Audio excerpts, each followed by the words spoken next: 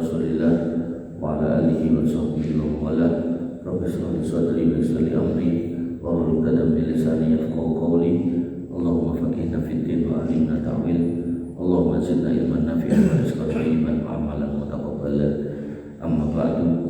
Bapak Ibu yang dirahmati Allah, alhamdulillah kita bisa bertemu lagi di masjid yang kita cintai ini dalam rangka menegakkan kembali sholat yang menjadi kewajiban kita, dan diiringi dengan majelis ilmu dalam rangka untuk menguatkan iman dan Islam kita. Jangan sampai goyah karena fitnah dunia. Bapak Ibu yang dirahmati oleh Allah Subhanahu wa taala, melanjutkan materi yang lalu kita membahas tentang surga, dan kalau nggak salah ingat pada pertemuan yang lalu kita membahas pasar di surga. Bapak Ibu yang dirahmati oleh Allah Subhanahu wa taala, pasar di surga. Kemudian dalam sebuah riwayat dalam kitab Al-Mustadrak hadis nomor 303 disebutkan bahwasanya dari Muhammad bin Jubair bin Mut'aim dari ayahnya, anna rajulan ata Nabi sallallahu alaihi wasallam qala, ada seorang laki-laki yang mendatangi Nabi sallallahu alaihi wasallam, lalu dia bertanya, ya Rasulullah, ayyul biladi syarrun, wahai Rasulullah, negeri manakah atau tempat manakah di muka bumi ini yang paling jelek? Faqala, Nabi menjawab, la adri, aku enggak tahu. Jadi seorang Nabi pun untuk hal yang enggak tahu beliau mengatakan enggak tahu. Dan tidak semua Nabi itu tahu. Kemudian falamma atahu Jibril qala, kemudian ketika Jibril datang, beliau bertanya kepada Jibril, ya Jibril, ayyul buldani syarrun, wahai Jibril, negeri manakah atau tempat manakah di muka bumi ini yang paling jelek? Dari pertanyaan sahabat yang Nabi gak bisa jawab ditanyakan ke Jibril, karena kalau bahasanya udah paling jelek itu kan menghukumi. Nah, seorang Nabi, dalam hal ini Nabi Muhammad SAW, itu pun berhati-hati dalam menghukumi. Maka kalau Nabi aja hati-hati, kita harusnya lebih hati-hati harusnya. Tapi sebagian dari kita justru banyak yang gak hati-hati. Jadi asal cerita apapun pokoknya lost. Mau barang kowe mau apa pokoknya pandane kae, ceritane kae. Ngomongin ngimpine Habib ini, Habib itu, udah wis tanpa hati-hati. Kemudian qala, Jibril pun menjawab, la adri. Jadi Jibril sebagai malaikat yang paling besar, malaikat yang paling agung, itu juga enggak tahu. Dan dia juga enggak sok tahu. Jadi begitu ditanya enggak tahu, dan jawabannya enggak tahu gitu kan. Hatta as'ala Rabbi, sampai aku bertanya kepada Rabbu, kata Jibril. Aku enggak ngerti Muhammad, tak takokne dhisik ngoten kita. Fantolak Jibril famakasa masya Allah ayyam kusa sumbaja. Lalu Jibril pergi meninggalkan Nabi Muhammad SAW dan tinggal selama yang Allah kehendaki. Kemudian dia kembali. Jadi meninggalkan Nabi, dan kali kapan Nabi juga enggak tahu. Jadi buatan janjian. Tekokno, gua ketemu sesuk ning kene yo. Mboten. Jadi gua tak takokke, oh ya wis, dah pergi. Balik kapan? Terserah Jibril. Nah, jadi dalam akidah itu kalau kita mencermati hadis itu alon-alon itu ngoten niku. Jadi enggak kemudian kayak sebagian orang sing nopo lalu ajeng bangun nopo ngoten kula nate ningali di medsos niku. Mbok Jibril turunkan duit fulus. Jadi kok iso diawe-awe ngoten niku. Jan apa gitu. Walaupun dia gelarnya kiai, ustaz, guru atau apapun, ajengan dan seterusnya, tidak seperti itu. Berkomunikasi dengan Jibril, dan Jibril juga nggak akan mendatangi sembarangan orang. Makanya zaman dulu ketika Nabi SAW pernah dilihat oleh Waraqah bin Naufal ada tanda kenabian di punggungnya, itu Bunda Khadijah itu bertanya kepada Waraqah bin Naufal, dan Waraqah bin Naufal pun jawab dia nanti akan bertemu dengan namus. Jadi istilah Jibril itu menurut Waraqah bin Naufal itu istilahnya namus, yaitu malaikat yang pernah menjumpai nabi-nabi sebelum dia, Musa, Isa, Ibrahim dan seterusnya. Maka Bapak Ibu yang dirahmati oleh Allah Subhanahu wa taala, jadi kita enggak boleh hubungan sama orang-orang yang ngomong ngaku-ngaku bisa ngobrol kalau Jibril. Insya Allah itu jelas dusta. Faqala, kemudian Jibril pun berkata, ya Muhammad, innaka sa'altani ayyul biladi syarr. Muhammad, kamu bertanya kepadaku tentang negeri manakah yang paling buruk. Wa inni qultu la adri, dan aku menjawab enggak ngerti. Wa inni sa'altu rabbi, dan aku sudah bertanya kepada Rabbku. Faqultu, dan aku bertanya ayyul biladi syarr, negeri mana yang paling jelek.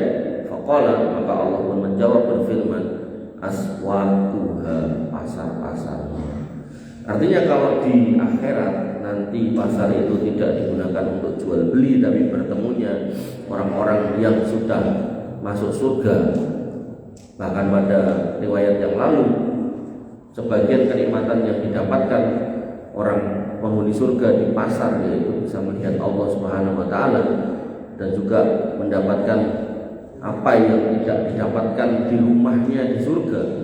Nanti misalkan lumayan dari enten nopo dan pasar niku enten, dan itu pun dibawa pulang sebagai oleh-oleh gitu. Termasuk nanti begitu berangkat niku pun ganteng, mulih tambah ganteng. Sing ten dalem nggih wonten, begitu ditinggal niku ayu, pas diparani tambah ayu gitu kan. Maka niki berkebalikan dengan yang di dunia. Di dunia niku pasar niku tempat yang paling jelek. Paling jelek. Bapak Ibu yang dirahmati oleh Allah Subhanahu wa taala, nanti detail paling jeleknya kenapa. Nah, kemudian terkait dengan pasar surga disebutkan oleh Nabi SAW dari riwayat Ali bin Abi Thalib. Qala, beliau berkata, qala Rasulullah SAW, bersabda Nabi SAW, inna fil jannati suqan ma fiha bai'un wala syira'. Di surga itu ada pasar yang tidak ada jual beli di dalamnya. Illa as-suwaru minan nisa'i war rijal, kecuali berupa gambar laki-laki dan perempuan. Jadi termasuk yang ada di pasar surga itu gambar laki-laki dan perempuan. Loh, berarti gambarnya itu Mas, buatan. Jadi apa yang ada di dunia, apa yang dilarang di dunia, terkadang tembrikon itu sudah enggak dilarang. Contoh, untuk laki-laki enggak boleh pakai sutra di dunia. Tembrikon dengan mungkin yang itu. Tentunya laki-laki enggak boleh pakai emas. Apakah gelang emas, kalung emas, cincin emas, gigi emas, niku enggak boleh dipakai. Mungkin tentunya dengan yang niku. Bahkan gelas piringi, sendoke niku keng emas. Nah, termasuk tentunya niku manusia niku enggak boleh menggambar, enggak boleh menggambar makhluk bernyawa. Karena nanti dalam sebuah riwayat Nabi mengatakan, man asyad dan nas adaban, siapa nanti manusia yang paling keras adabnya. Kata Nabi SAW, al-musawwirun, para penggambar rupa, termasuk dalamnya niku yang 2 dimensi, 3 dimensi, berarti pemahat, pematung dan seterusnya. Nanti dijelaskan lagi adabnya seperti apa. Nanti di akhirat itu kan uripke sing digawe biyen dibentukke terus kayak ono nyawa, maka enggak pernah bisa. Nah, di dunia dilarang, ternyata di akhirat di pasarnya itu di sana ada gambar laki-laki dan perempuan. Kemudian fa'idas taharrajul suratan dakhala fiha. Ketika seorang laki-laki ini melihat ada sebuah gambar yang dia senangi, dia inginkan, dia masuk ke dalamnya. Jadi gambar ini bisa dileboni.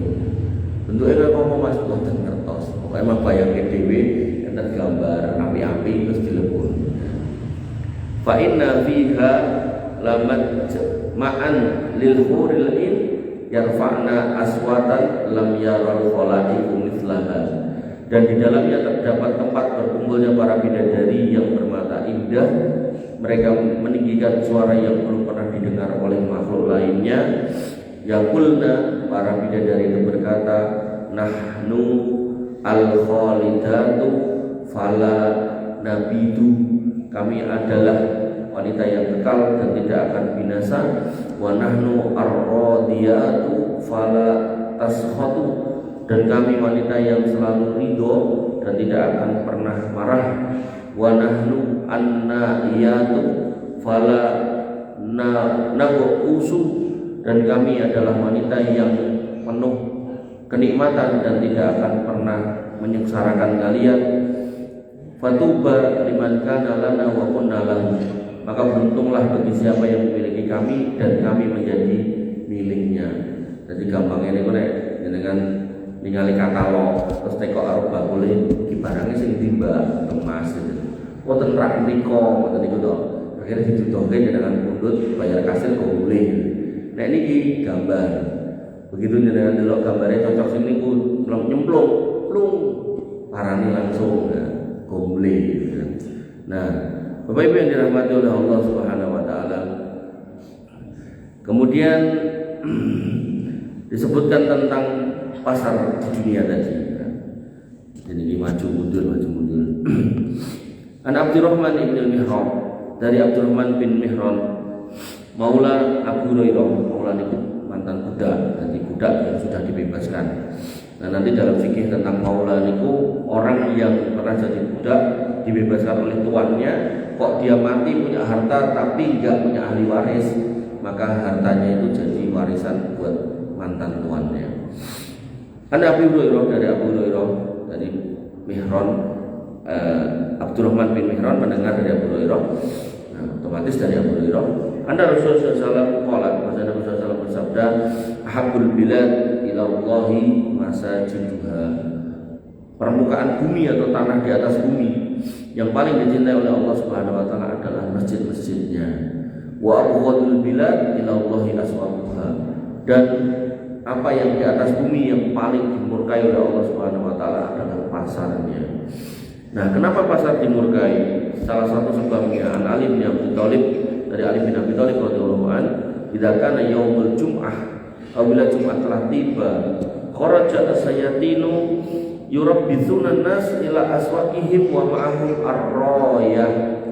Setan itu keluar dan menggiring manusia ke pasar-pasar mereka dan membawa bendera. Jadi nek cara jenengan hari-hari ini nek teng samping niku ningali wong angon BBM sosok go kitik enten bendera atau usah BBM. Nah maka pada di sini disebutkan pada hari Jumat setan itu keluar menggiring manusia ke pasar membawa bendera. Mirip wonten niku digiring. Kemudian wataqudal malaikatu ala abwabil masajid. Sementara malaikat itu menunggu manusia di pintu-pintu masjid. Yaktubunan nas ala qadri manazilihim as-sabiq, dan mencatat manusia sesuai kedudukan mereka. Yang pertama as-sabiqu wal musalla wal musalliyah. Yang pertama datang dan kemudian sholat. Walladhi yalihi hatta yakhrujal imam, lalu mengikutinya hingga imam keluar. Faman nada minal imam fa ansata wastama'a walam yalhu kana lahu kiflani minal ajr. Siapa yang mendekati imam, nanti ini kaidah dengan Jumatan. Barang siapa yang mendekati imam, nanti kalau masuk di masjid pas hari Jumat, pas Jumatan niku yang paling saya niku teng kajengan. Dan konteksnya niki laki-laki nggih, bukan perempuan, karena perempuan juga sebenarnya enggak wajib Jumatan. Maka kata Nabi SAW, baginya 2 pahala, lahu kiflani minal ajr, 2 pahala. Wa man na'a anhu fastama'a wa ansata wa lam yalhu kana lahu kiflun minal ajr. Siapa yang menjauh dari imam, nek tahu ya nek masuk niku boleh esok muni dhewe ben iso senderan. Nah, tapi dia juga mendengarkan dan diam. Yang tadi yang pertama di depan mendengarkan, diam, pahala 2. Yang kedua, begitu masuk nyari tempat posisi yang paling belakang, boleh senderan, menjauh dari imam, tapi dia diam dan mendengarkan, tidak melakukan kesia-siaan, maka baginya 1 pahala.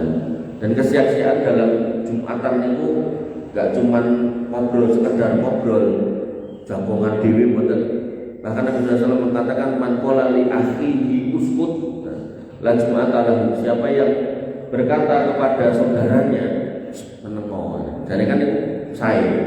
Tapi karena posisi si imam si khotib sudah khutbah, maka dikatakan Nabi SAW dia pun nggak dapat pahala. Makanya kalau ada orang ramai, kan nggak usah keluar suara, dijamil wae ra apa, ditepuk sithik gitu. biar dia paham. Atau kalau ada orang yang tidur itu juga akhirnya dia enggak dengar khutbah. Niat dari khutbah itu kan agar manusia kaum muslimin itu mendapatkan siraman rohani yang nanti dibawa pulang, disampaikan ke keluarga, sehingga ilmu itu setiap Jumat itu tertransfer dari seorang khatib kepada jamaah kepada keluarga. Ya harapannya sakinah mawaddah warahmah pada setiap keluarga kaum muslimin ngoten niku.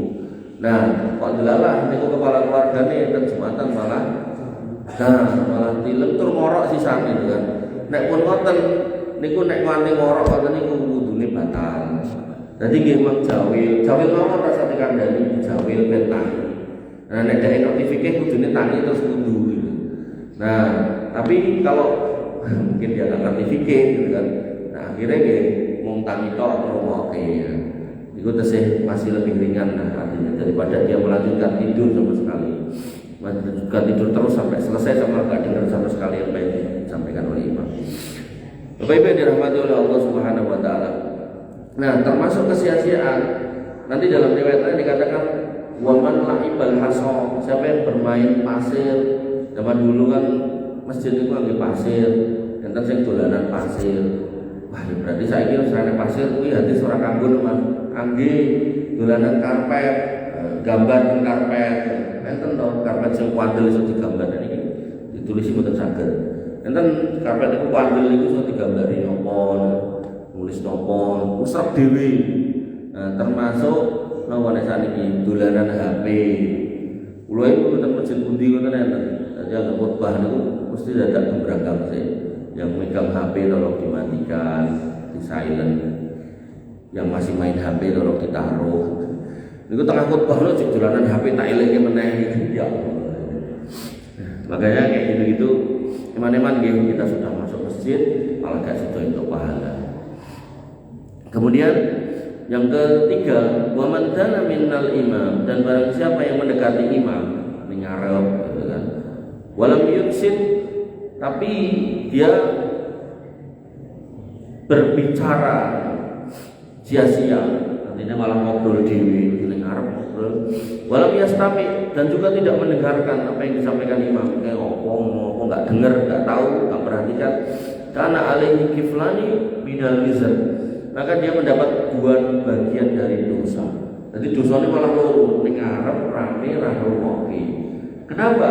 Karena yang pertama dia di depan dan rame itu ganggu belakangnya. Maka dosa yang pertama dosa karena dia nggak menyimak sebagai dirinya, dan dosa yang kedua adalah karena dia ganggu di belakangnya. Wa man na'a anhu falagha walam yunsib walam yastami kana alaihi kiflun minal wizr. Barang siapa yang menjauh dari imam, meeting, kemudian ngobrol, gak iso meneng, usap dewi, dan tidak mendengarkan, maka baginya 1 dosa. Jadi nek masuk pertama di depan mendengarkan anteng pahalanya 2, di belakang mendengarkan anteng pahalanya 1, masuk ke depan rame dosanya 2, masuk ke belakang rame dosanya 1. Waman qala sohid faqad takalama wa man takalama fala jum'atalah. Barang siapa yang berkata diamlah kepada orang lain saat terjadinya khutbah, maka dia hakikatnya telah berbicara, dan siapa yang berbicara pada hari Jumat maka hakikatnya dia enggak dapat pahala Jumat. Tsumma qala hadza sami'tu bain nabiyakum sallallahu alaihi wasallam. Seperti inilah yang aku dengar dari nabi kalian sallallahu alaihi wasallam. Bapak Ibu yang dirahmati oleh Allah Subhanahu wa taala, hadis ini mengkonfirmasi tentang keadaan kenapa pasar itu menjadi tempat paling jelek, karena setan menjadikan sebab orang berkumpul di pasar bukan ke masjid. Makanya nanti di dalam Quran dikatakan fa idza nudiya lis-sholati fi yaumil jum'ah fas'au ila dzikrillah wa dzarul bait. Kalau diseru untuk sholat Jumat, maka bersegeralah dan tinggalkan jual beli. Nah, kaidahnya adalah ketika masuk waktunya, maka harus segera meninggalkan semua jual beli. Warungnya ditutup, tokonya ditutup dulu Jumatan ringin. Jadi enggak dari pagi, dari saat dimana sudah selayaknya seorang muslim itu ke masjid. Jadi mau memperin ya jam 10 atau setengah 11 ya itu ditutup din. Insya Allah Pak, saya pernah lihat dari salah satu pom bensin dan Klaten itu anggar wayang sholat itu ditutup kalau sing duwe pom bensin itu buatan warung cilik pom bensin ditutup. Kalau lewat nang ngaji ngene iku wong tuku bensin yo tetep ngantri. Maksudnya pilih ngenteni dibuka ngono. Jadi enggak kemudian dhek kelangan pembeli. Malah ngantri gitu. Nah sing tuku ora salat pas lah mboten ngertos kula. Tapi sing jelas sama yang punya niku pokoke nek pas salat ditutup gitu. Tutup karyawane suruh salat rampung niku nembe dibuka. Niku sing tuku trimo ngantri lho. Ram mobil, ram motor itu. Makanya niku barokah nek ngoten niku timbang wis ngoyo nganti direwangi ra Jumatan, malah ana sing tuku ya to. Nek to warung Jumatan dibuka, dinteni ora ana sing tuku sitok. Sing tuku Jumatan kok gitu kan. Makanya sing paling aman ya tetep ditutup, penak niku. Mu tak kon nunggu bojoku, mboten usah garwane kan istirahat. Wis leren kok tutup bae. Mboten malah kados orang Yahudi. Orang Yahudi niku dilarang untuk mencari ikan di hari Sabtu. Dhek masang jolo dino Jumat, diunduh dino Ahad. Delalah insyaallah niku memberikan cobaan mereka. Pas dino Jumat niku iwake kathah, dino Ahad kathah. Akhirnya mereka enggak lilo nek kemudian melaksanakan ritual hari Sabtunya itu tanpa masang jolo ning Jumat kalian Ahad. Akhirnya napa? Ya pas ibadah ya ora konsentrasi. Disitulah kemudian Allah murka dan berubah menjadi mereka menjadi unu kirodan khosiin, jadilah khosirin, jadilah monyet-monyet yang rugi gitu kan. Dirubah jadi monyet goro-goro niku. Makanya ketek niku kan kelakuannya apa to? Senggil kayak pangan itu mau napa dipangan, dideleki gitu. Nah, aja kok apa. Digegem yo tengen dilepok yo cangkem nganti gede biangan. Nek perlu jujulke terus nganti ra iso amot nganti meh muntah. Padahal sebelahnya nek koncone yo ora dikeki gitu kan. Maka ngoten niku Pak. Bapak Ibu yang dirahmati oleh Allah Subhanahu wa taala, jangan sampai gitu. Kita dalam rangka Jumatan malah bermanuver dan tetap payu, malah ra payu, malah rugi kabeh. Nah, kita masuk ke bab yang baru, sungai-sungai di surga. Pasar pun sungai-sungai di surga. Dan kita biaya banget lho. Berarti awake dhewe ra entuk ning pasar angsal. Ning nopo keperluane ngoten mawon. Jadi ten peken rampung nggih. Mboten usah nongkrong ning pasar. Karena terpasar niku mungkin dalam riwayat yang lain itu tempat setan beranak pinak. Tempat apa cara kita menungso niku enten rumah bersalin. Nah niku rumah bersalin niku ten pasar. Makanya jadikan sok-sok ten pasar niku sok-sok ning ora ben pasar. Niku enten wong aneh-aneh. Kadang mau wedok bojone loro ning pasar. Kadang wis ngoten niku lah, rasa tak jelas kene nang terus. Ya, Bapak Ibu yang dirahmati oleh Allah Subhanahu wa taala, sungai-sungai di surga.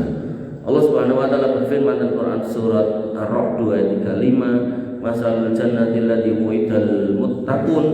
Permisalan surga yang dijanjikan kepada orang bertakwa, tajri min tahtihal anhar, di mana surga itu di bawahnya ada sungai yang mengalir, ukuluha da'imun wa dhilluha, dan di situ ada buah-buahan yang tidak berhenti untuk berbuah dan naungannya, yup-yupnya juga tidak berhenti menaungi. Tilka uqbal ladzina taqaw, itulah tempat kesudahan bagi orang yang bertakwa. Wa uqbal kafirin nar, dan kesudahan tempat orang yang kafir adalah neraka. Ayat ini mengkonfirmasi kalau surga itu ada sungai. Nah, sungai ini seperti apa? Detailnya ada di dalam hadis. Nabi SAW pernah bersabda, "Faida sa'altumullah fas'alul firdaus." Kalau kamu minta kepada Allah, mintalah firdaus. Niki firdaus surga nggih, sanes firdaus sing lagi rame niku menek meja niku. Anes niku. Kok iso tekan dhuwur meja dhek ngomong, "Aku dhewe yo ora ngerti sing munggahke aku sapa lho, awake sakmono gedene ora ngerti gitu." Wis aneh ini. Sampai dia terjangkiti virus takfiri sampai dia mengatakan, "Demi Allah saya tuh nggak tahu. Nek saya tahu saya kafir loh." Gitu, malah mengkafirkan awake dhewe gitu. Ora cetha wis ngoten niku. Fa innahu awsatul jannah. Yang namanya firdaus itu posisinya paling tengah. Ning tengah bukan berarti nek niki surga sampai pirang-pirang terus tengah niki mboten dhuwur dhewe ning di tengah gitu lho. Di tengah ning dhuwur dhewe. Kemudian wa fawqa arsyu ar-rahman, dan di atas Firdaus itu arsy-nya Allah Subhanahu wa taala Ar-Rahman. Wa minhu tafajjaru anharul jannah. Firdaus niku ten dhuwur, ning posisine di antara surga-surga niku ten tengah. Nah dari Firdaus niku mengalirlah sungai-sungai, yang mana sungai-sungai itu nanti masuk ke surganya panjenengan semua. Yang nanti di dalam surga panjenengan itu nanti di akhir-akhir nanti bab terakhirnya surganya itu di bawah sungai jenengan, di bawah surga jenengan itu sungai ini kuwi papan, sungai madu, susu, khamr, kalih air murni yang kita tahu. Nah, termasuk yang dari Firdaus ini niku ada yang kemudian terus sampai di depan Sirat. Nah, itulah yang kemudian menjadi telaga para nabi niku. Dan Nabi Muhammad telaganya Al-Kautsar. Terberikulah kita nanti berkumpul minum dengan meneguk satu cidukan ning diteguk mung pisan tok. Sekali tegukan kita semua akan kehilangan rasa haus. Dari mulai di kuburan nggak dikasih minum, kebangkitan nggak dikasih minum, ngantri hisab mizan nggak dikasih minum, pas pembagian syafaat nggak dikasih minum, nanti setelah itu ke telaga itu dikasih minum. Nyiduk, jane nyiduke ya sak-sake. Ning disebutkan dalam hadis itu minum satu tegukan menghilangkan dahaga selamanya. Nah nek bar kuwi neguk meneh entuk ramas nggih asal gitu. Cuman maksud saya itu di situ penekanannya minum sithik wae bisa menghilangi haus selamanya.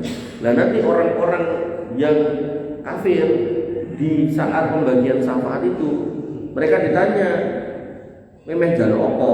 Mereka menjawab, "Kami haus minta air."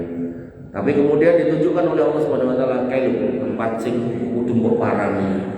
Maka di sana nampak seolah-olah ada air, mereka ke sana, kecemplunglah mereka ke neraka. Makanya jadi orang beriman itu beruntung Pak. Senajan mungkin yaitu nanti senajan mungkin nanti sawah rempatok gitu kan.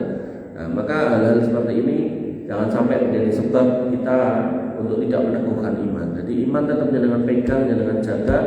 Adapun pembagian rezeki Allah Subhanahu wa taala di dunia itu beda-beda, kita syukuri. Makanya jangan melihat ke yang atas, lihatlah yang bawah agar bersyukur. Kalau melihat yang ke atas mesti syukurnya kurang. Bapak Ibu yang dirahmati oleh Allah Subhanahu wa taala, Firdausnya. Kenapa kok disuruh minta Firdaus? Coro dalam pesawat. Nah, terus yang kita minta ujuk pesawat toh, boyo mobil wae kan kok. Tapi nek jaluk mobil, bojo mobil motor wae. Nah, maka kenapa kita diminta untuk minta surga Firdaus? Ya harapannya dimasukkan ke Firdaus. Cara mungkin boten dilebok kita Firdaus karena mungkin amal kita kurang. Ya sore ini kan ya surga ngoten lho. Jadi jangan meminta yang paling rendah. Ya Allah monggo betul kula surga MPRW boten menapa. Nah, niku nggih kurang tepat. Jadi minta itu yang paling tinggi. Nah, cara mungkin Allah mengabulkan sore ini ya tersetan surga. Kemudian dalam Al-Mustadrak dari Abu Hurairah Nabi SAW bersabda, Al-jannatu mi'atu darajah. Surga niku punya 100 tingkatan. Baina kulli darajataini kama baina samai wal ard. Antara setiap dua tingkatan jaraknya seperti langit dan bumi. Bumi, langit lapis pertama. Dan jenengan masih ingat yang dulu saya sampaikan setiap lapis ini jaraknya 500 tahun perjalanan. Nek 40 tahun perjalanan dalam hadis tentang penganiayaan kepada orang kafir, Nabi mengatakan man qatala mu'ahadan lam yara raihatal jannah. Siapa yang membunuh orang kafir mu'ahad maka dia enggak akan mencium bau surga. Padahal bau surga bisa dicium pada jarak arba'ina masiratan, 40 tahun perjalanan.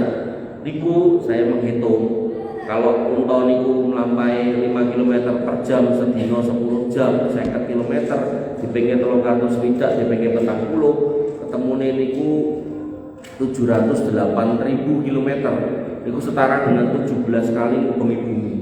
Maka dalam hadis tentang jarak lapisan bumi ke langit pertama kedua, ketiga dan seterusnya niku 500 tahun perjalanan. Berarti 500 diporo 40 ping pinten niku? Ping ya Pak Joko. Kira Pak Guru.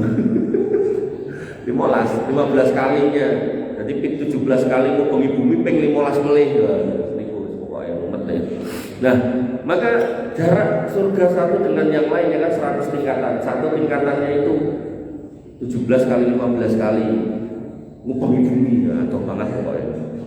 Nah, kemudian wal firdaus min a'laha darajah, dan firdaus itu surga yang paling tinggi. Wa minha tafajjaru anharul jannah, dan darinya memancar sungai surga. Jadi tadi riwayat yang depan tadi disebutkan firdaus niku ten tengah, niki disebutkan ten dhuwur dhewe. Niku nek wong ora duwe iman terus iki berarti hadis bertentangan. Katanya kan ana model ngoten niku. Golek dalil sing kita bertentangan terus dipertentangkan. Padahal boten cara surga niku pada pembahasan yang lalu kan gak bintang-bintang atau semebar. Nah, semebar itu makin atas makin padang. Nek ten donya sing makin padang niku sing paling isor, nek ten akhirat sing paling padang sing paling dhuwur. Nah, firdaus niku paling dhuwur dalam bentuk semebarnya niku dia ada di tengah seolah-olah ning sakjane paling dhuwur, paling padang. Wonten cara memkompromikan dua dalil yang sahih. Bapak Ibu yang dirahmati oleh Allah Subhanahu wa taala, wa minha tafajjaru anharul jannah, dan dari firdaus itu mengalir sungai-sungai surga. Fa idza sa'altumullah fas'aluhul firdaus. Nek kamu minta surga, mintalah firdaus. Bapak Ibu yang dirahmati oleh Allah Subhanahu wa taala. Kemudian dalam riwayat lain Nabi SAW bersabda, man shoma ramadhana, mulai Ramadan, barang siapa yang berpuasa Ramadan wa sholat salawat, dan kemudian sholat 5 waktu, wa hajjal bait, dan melaksanakan haji ke Baitullah, la adri adzkara az-zakah amla, dan aku enggak tahu apakah disebutkan tentang zakat atau tidak menurut perawi. Artinya si perawi ini cuma mendengar Ramadan, sholat, dan haji. Tentu nanti ini enggak mungkin bertentangan dengan rukun Islam. Dalam rukun Islam pasti di situ ada zakat. Maka illa kana haqqan 'ala Allah ay yaghfira lahu in hajara fi sabilillah am makasa bi ardihi alladhi wulida biha. Maka menjadi hak bagi Allah untuk mengampuni dosanya, baik dia berhijrah di jalan Allah maupun tetap tinggal di tanah kelahirannya. Niki nggih dadi dalil biar jenengan hati-hati. Kenapa? Karena ada orang niku bikin kelompok, bikin ormas. Terus sing ditawake napa nek ditawake keimaman khalifah konenten. Sing tawake napa pun enten adeke, terus akhirnya golek atikan wae. Akhirnya ketemu, wah hijrah kekumpul iki. Terus dia ngomong nek kowe ra hijrah engko mati kafir, mati jahiliyah. Niku tau. Akhirnya mereka mangkatan Kalimantan, babat alas. Terus orang-orang yang diajari didakwah niku kan bedol desa, omahe kon ngedol, kon ninggalke keluarga, pindah mriko, hijrah ten mriko. Niki menjadi dalil bahwasanya orang itu Pak Bu hari ini setelah Nabi SAW menyelesaikan hijrahnya dari Mekah ke Madinah, maka sudah tidak ada lagi hijrah. Sehingga ketika jenengan jumeneng ten mriki ngantos jenengan sedo, insyaallah niku nggih aman terkendali, gak apa-apa. Jadi nek wong tawa-tawa ngono kuwi oh iki wong ora ngaji. Ngoten. Tapi nek mboten nate miyos niki akhirnya oh bener iki. Ayate nek hadis nek dikotak-katoke matuk mangkat. Bahkan enten seorang dokter perempuan, anaknya cilik, bojone yo ganteng, ditinggal goro-goro diapusi. Akhirnya begitu tekan kono, niku ketemune alas yang dibabat terus digawe bedeng-bedeng kados barang tentara niku. Otomatis gini piye gitu kan. Harusnya kan kalau hijrah ini dari negeri kafir ke negeri muslim kan ngoten. Saka Cina pindah ning Saudi atau Cina pindah ning pundi lah ini Yaman atau apa gitu kan. Tapi kalau sampai Indonesia, Jawa Tengah pindah ning Kalimantan lebih bedone opo kan gitu. Negarane padha beda gone. Ujung-ujungnya napa to omah didol 500 juta, entuk benteng 50 juta, sing 450 dikantongi wong-wong niku wae ngatore niku wae. Makanya fitnatus sarok niku walaupun secara khusus niku untuk para habib, tapi secara umum niku bisa kita kena kalau kita nggak hati-hati. Bapak Ibu yang dirahmati oleh Allah Subhanahu wa taala.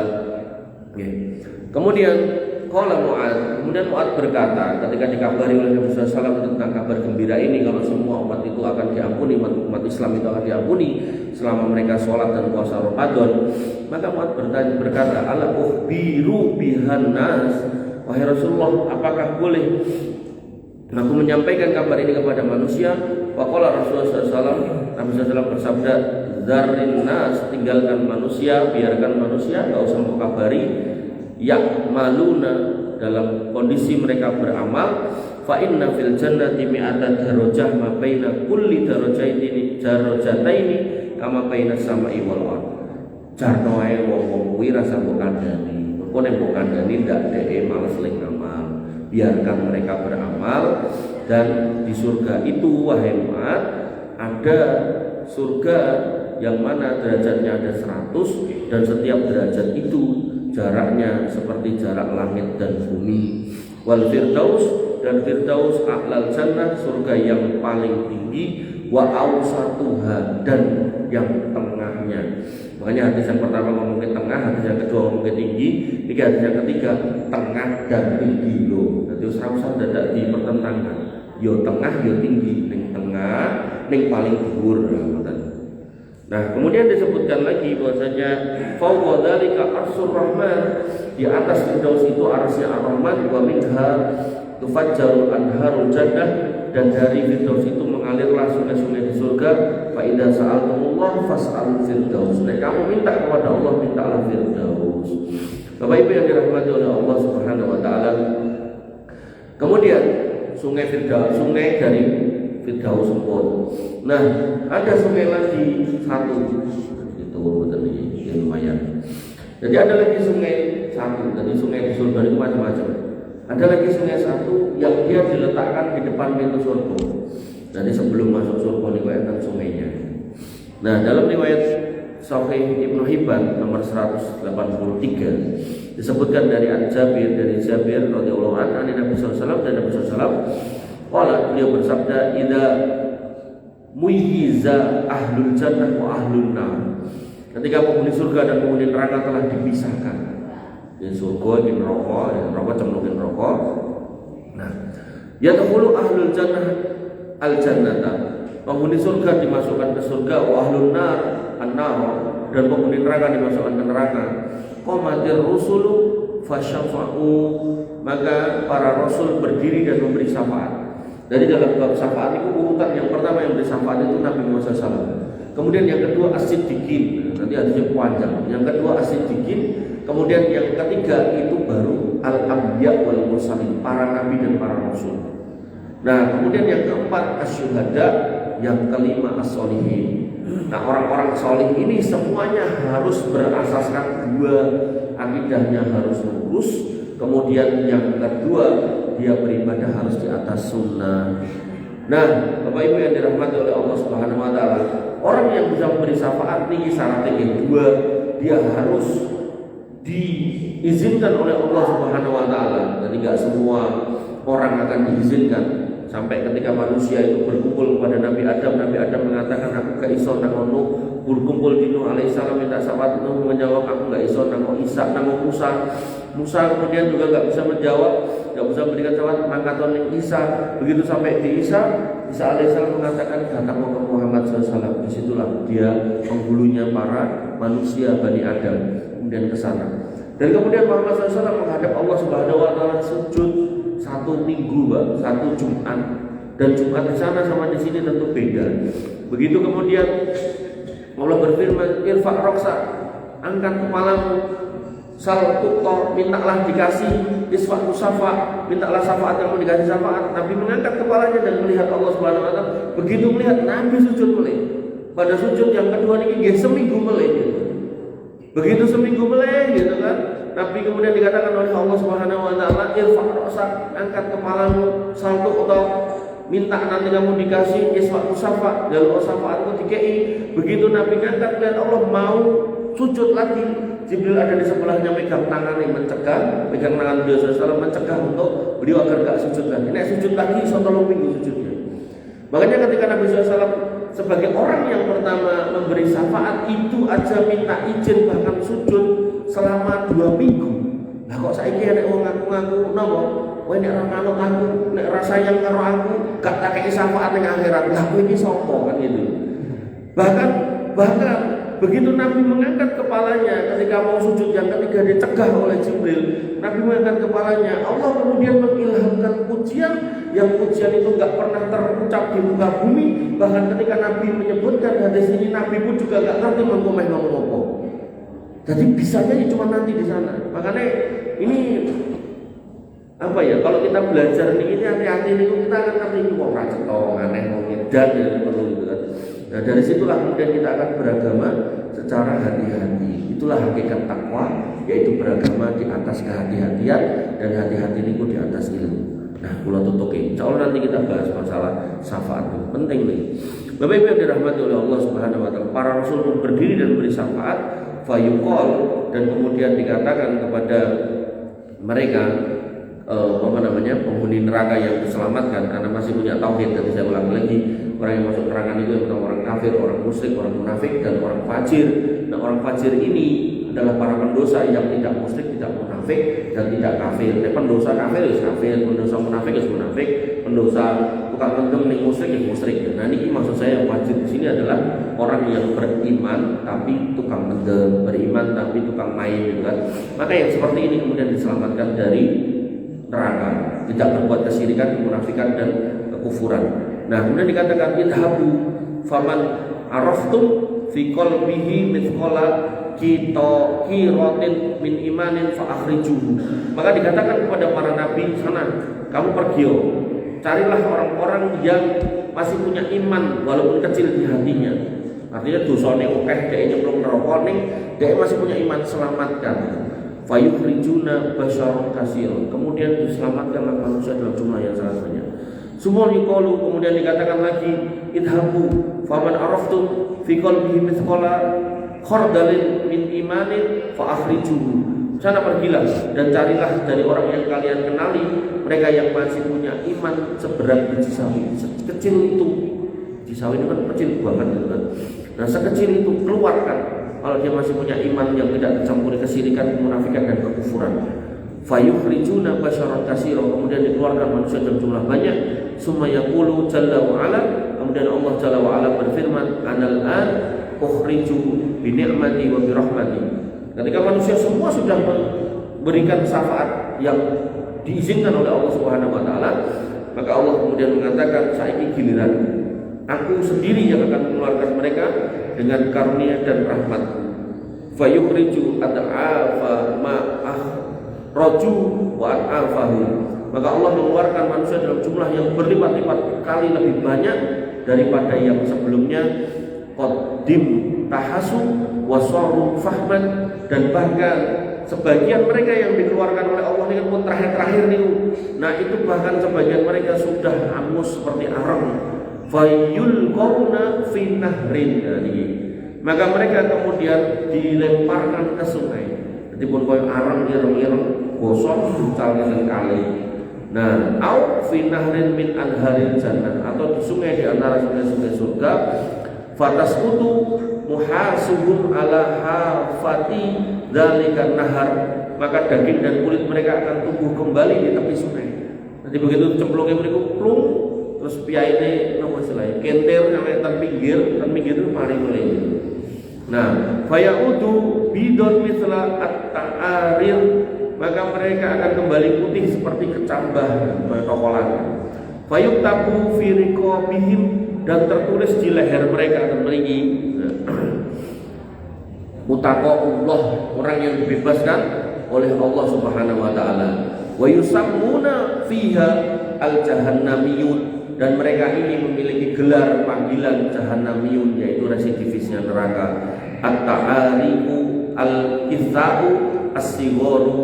Nah, mereka itu seperti timun kecil, tapi pun enten tondone, nek cara ten toko niku enten labele niki tondone mboten mudeng napa bentuke pripun mboten mudeng, tapi di situ ada tulisannya utaqallah, orang yang dibebaskan dari neraka. Dan orang-orang ini ketika disuruh masuk surga, penghuni surga diteni iki lho jahannamiyun. Nah, proses tadi kan tadi Nabi Muhammad, terus as-siddiqin, para rasul. Nah, proses dari Nabi Muhammad memberikan syafaat ke siddiqin ini berapa tahun saya nggak ngerti. Nah sampai ini para nabi saya berapa tahun saya juga nggak tahu. Nah otomatis karena ini ada proses urutan, berarti orang-orang itu neraka disiksa selama ngantri itu waktu. Termasuk ketika para nabi ini memberikan syafaat, kok boten itu karena dia nanti diberi syafaat oleh Allah sendiri, diselamatkan oleh Allah sendiri. Berarti jarak dari para nabi ke Allah ini kan masih enten para syuhada. Baru para syuhada baru Allah. Nah di sini jaraknya misal 100 tahun, 100 tahun, 100 tahun, 100 tahun, kira-kira 500 tahun, 500 tahun digokok di neraka. Ini suwe ya lorong. Tapi dia tetap diselamatkan dengan Gusti Allah karena masih punya iman walaupun kecil dengan syaratan tidak dicampur dengan kesirikan, kemunafikan dan kekufuran. Kesirikan itu gimana nih orang buat sajian orang yang aneh-aneh. Kemudian kemunafikan itu gimana andil kalian ngomongin dewi kali sedulure wong Islam. Kemudian kekufuran itu nama orang Islam yang orang melu Natalan sampai turute. Bapak Ibu yang dirahmati oleh Allah Subhanahu Wa Taala, mereka disebut sebagai jahannamin, residivisnya neraka, pernah keluar dari neraka dan diselamatkan. Dan surga sungai yang itu tadi tinggi ngucapin kemudian rawani wow terus urip melih niku dalam riwayat lain disebut sebagai nahrun haya, sungai kehidupan. Insyaallah nanti kita sambung sampai ke sungai kehidupan. Mengatakan dengan sangat kula aturaken mugi-mugi bermanfaat. Kurang lebihnya saya mohon maaf. Alhamdulillah subhanakallahumma wa bihamdika asyhadu an la ilaha illa anta astaghfiruka wa atubu ilaik. Assalamualaikum warahmatullahi wabarakatuh.